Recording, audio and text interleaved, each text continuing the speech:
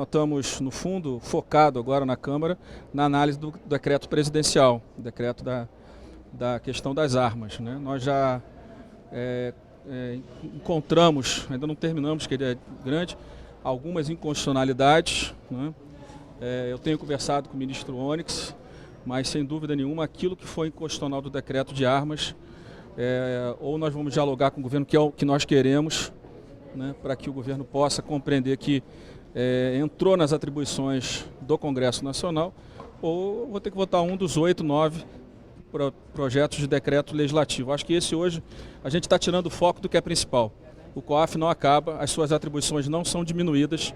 O COAF ficou no Ministério da Economia desde que foi criado e não há um indício de ter tido nenhum tipo de proteção a ninguém no Brasil. Então nós estamos tirando o foco do principal, que é o decreto de armas, e dando foco na questão do COAF, que é muito bom ficar na Justiça e que também é muito bom ficar no Ministério da Economia. Esse não é o problema do Brasil.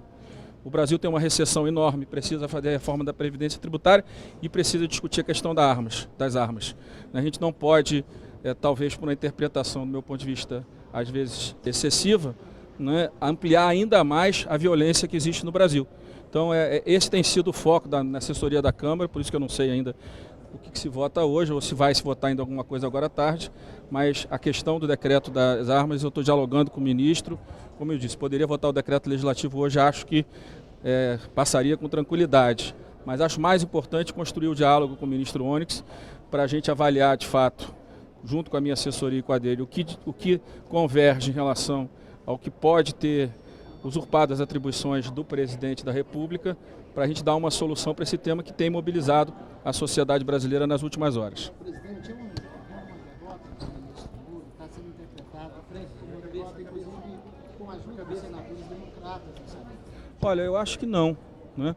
Eu acho que o ministro Moro deu uma demonstração nesse processo de capacidade de diálogo, de respeito ao parlamento, né? O próprio ministro Paulo Guedes já disse que mantém a mesma equipe. Aonde o COAF tiver, não tem problema, até porque não haverá interferência nem do ministro Moro, nem do ministro Guedes no COAF, porque se tiver é ilegal, não é isso?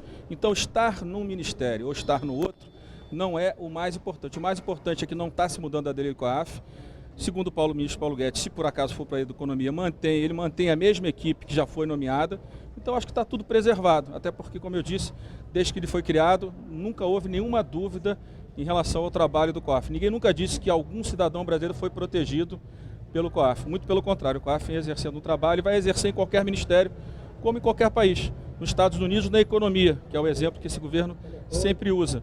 Na Suíça, na Justiça, né? Na Polícia Federal. Então, são realidades distintas, a gente tem que tomar a decisão, uma decisão política, mas não acho que é o principal. O principal é o que eu digo. Nós temos um decreto que tratou de armas, que a nossa assessoria já encontrou algumas questões que, não, do nosso ponto de vista, não deveriam ter sido colocadas no decreto presidencial. Já existem 8 decretos legislativos para assustar o ato, mas eu prefiro o diálogo com o ministro Onyx para que a gente consiga mostrar a ele o que essa casa considera que é a atribuição nossa, que foi colocada no decreto, do que sair derrubando esse decreto presidencial. Mas esse é o tema hoje que está me afligindo mais, que está me preocupando mais e que está tendo o foco do meu trabalho. Mas o senhor recebeu algum aceno do Bolsonaro? Não, eu falei com ele hoje de manhã, que eu já tinha alguma análise e que nessa análise alguns temas, do nosso ponto de vista, mostravam a inconstitucionalidade de parte do decreto. Já tem 8 decretos legislativos, a bancada evangélica também já se manifestou publicamente contra o decreto, pedindo a aprovação do decreto legislativo, mas eu considero que nós estamos vivendo um bom momento de diálogo com o Poder Executivo.